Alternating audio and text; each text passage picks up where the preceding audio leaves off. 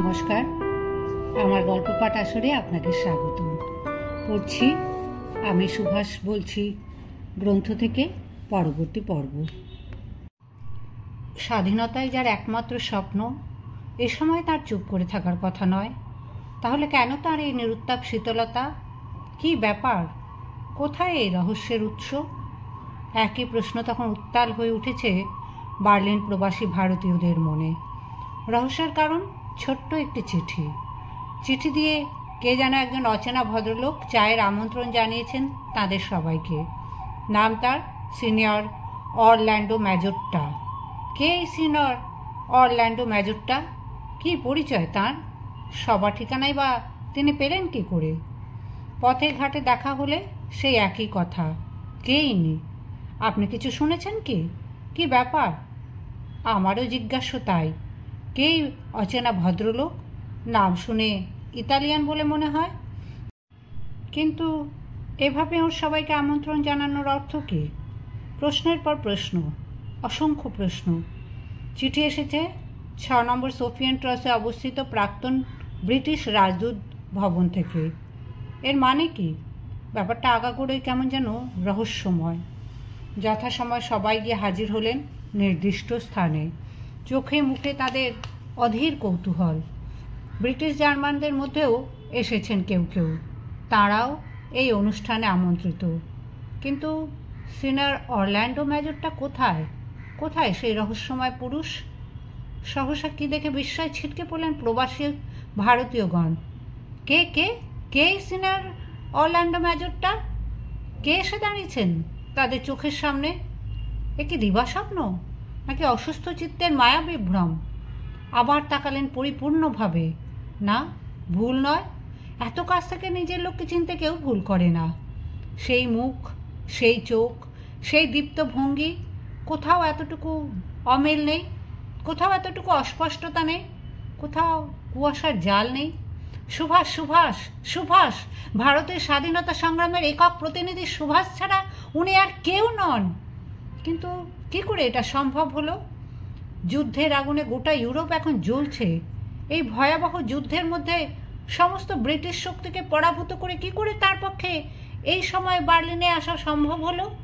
এই যে বিশ্বাস করাও শক্ত। সত্যি বিশ্বাস করা শক্ত মল্লিকা, কারণ কাজটা মোটেই সহজ ছিল না। সুভাষকেও তার জন্য কম বাধা বিপত্তির সম্মুখীন হতে হয়নি দিনের পর দিন। কাবুল থেকে যাত্রা শুরু হয়েছিল 18 মার্চ 1941 সালে। সঙ্গে ইতালিয়ান পাসপোর্ট, নাম সিনিয়র অরল্যান্ডো ম্যাজোট্টা। কিন্তু কেন এত নাম থাকতে হঠাৎ সিনিয়র অরল্যান্ডো ম্যাজোট্টা নামটা পছন্দ করা হলো কেন? এটা কি কোনো কল্পিত নাম, নাকি এই নামেই সত্যি সেদিন কেউ ছিলেন ইতালিয়ান দূতাবাসে? হ্যাঁ, ছিলেন। বলেছেন জার্মানির বৈদেশিক দপ্তরের তখনকার সময় দায়িত্বশীল কর্মী ডক্টর আলেকজান্ডার ওয়ার্থ। সেদিন সত্যি এই নামে একটি কূটনৈতিক পর্যায়ের ওয়্যারলেস অপারেটর পদ খালি ছিল ইতালিয়ান দূতাবাসে। তারপর যা হবার তাই হলো। শেষ পর্যন্ত সেই কূটনৈতিক পর্যায়ের ওয়্যারলেস অপারেটর সাজতে হলো সুভাষকেই। At the Italian legation in Kabul, there happened to be a vacant position for official wireless operator with diplomatic status. This position, including a diplomatic passport in the name of Orlando Mozzato, was taken over by Netaji in Germany, Alexander Worth, page 12. ফল কিন্তু ভালোই হয়েছিল মল্লিকা। সাধারণ যাত্রীর পক্ষে ভিন্ন রাষ্ট্রে যেতে হলে সেক্ষেত্রে তল্লাশির প্রশ্ন আসবেই, কিন্তু আন্তর্জাতিক আইনে কূটনৈতিক প্রতিনিধিদের বেলায় 7 খুন মাপ। সুতরাং সেদিক থেকেও নিশ্চিন্ত।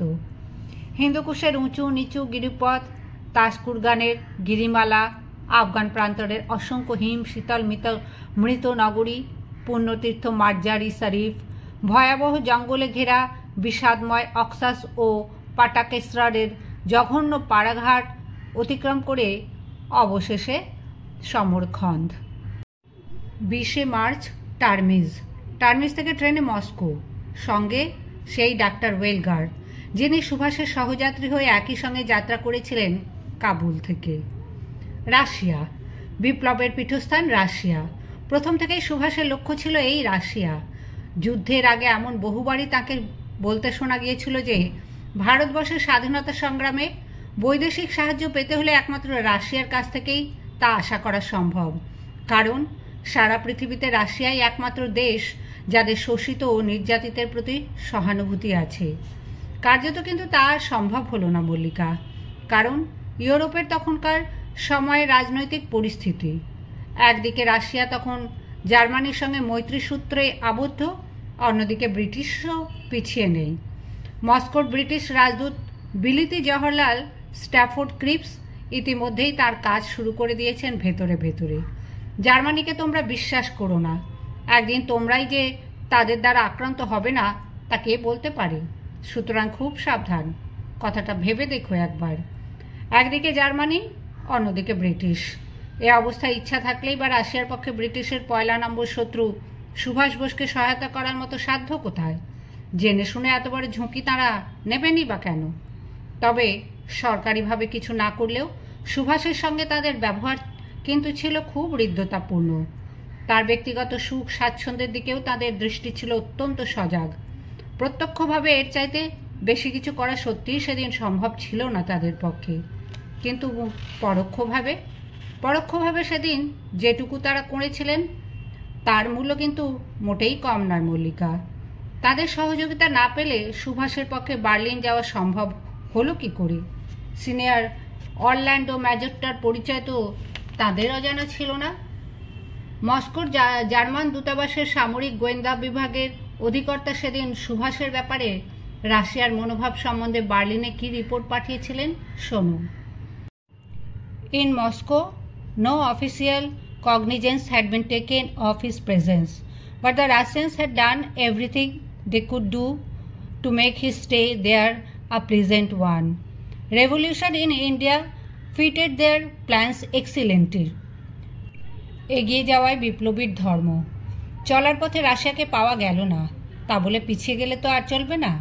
দেখা যাক এবার বার্লিনে গিয়ে কিছু হয় কি না। মস্কো থেকে আকাশপথে বার্লিন অভিমুখে। বার্লিন সুভাষের কাছে নতুন কিছু নয়।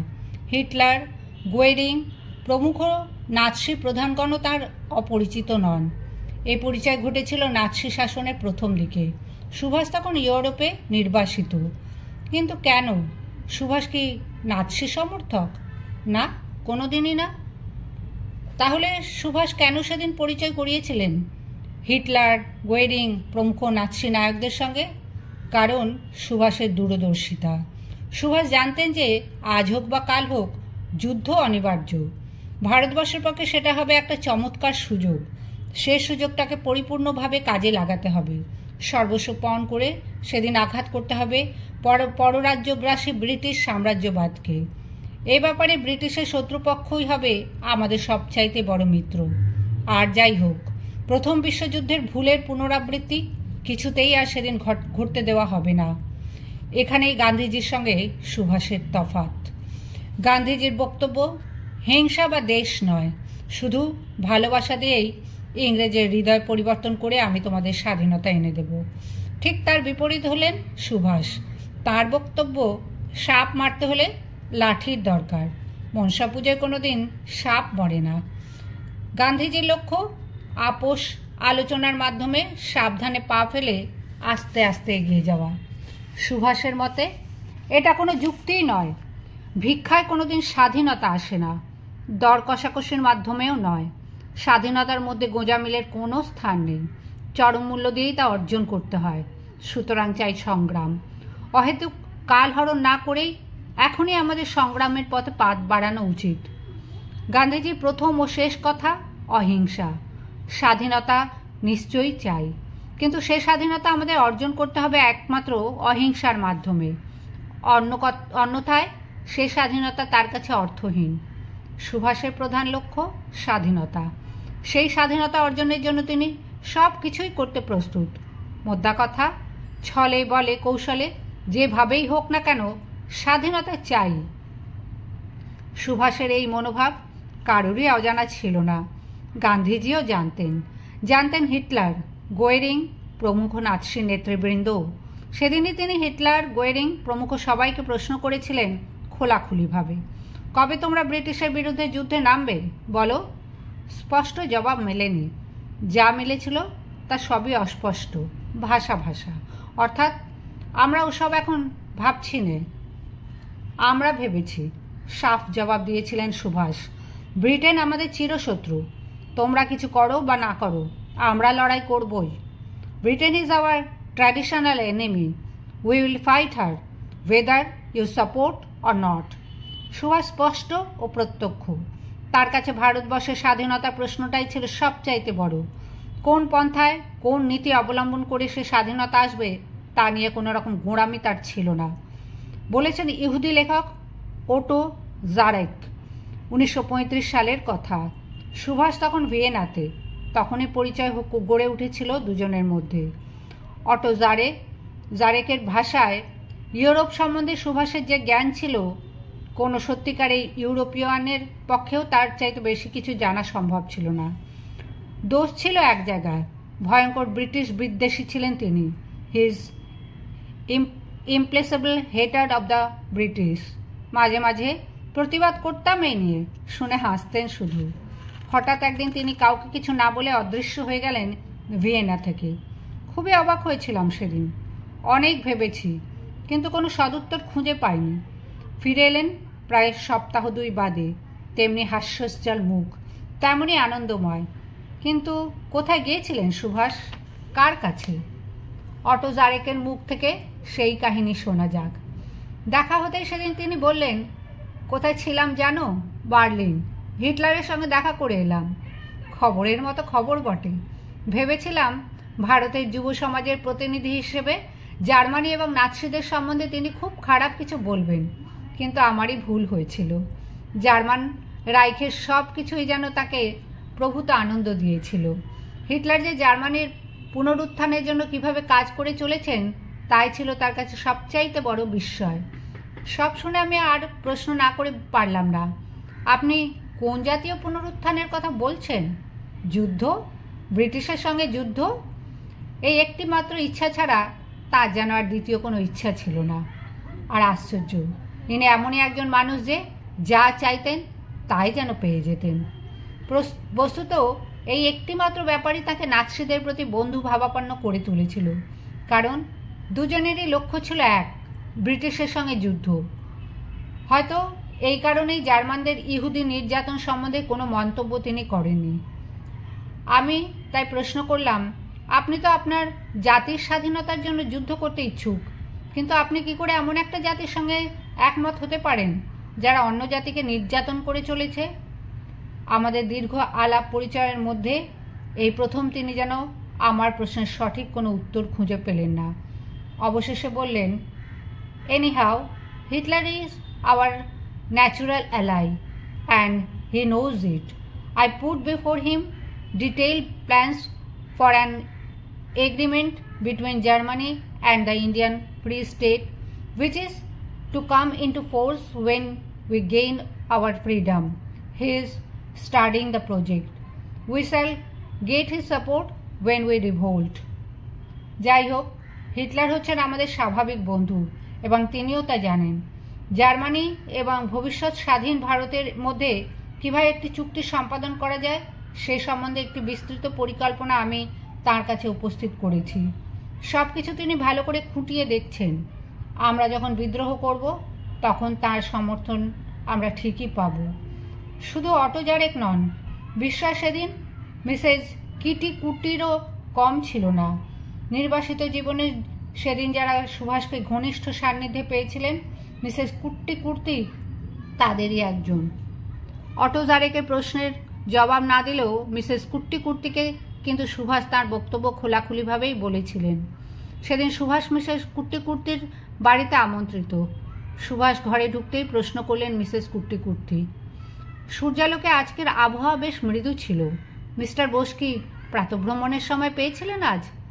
না মিসেস কুর্তি, আজ আমার মিস্টার গোয়েরিংয়ের সঙ্গে দেখা করার সময় নির্দিষ্ট ছিল।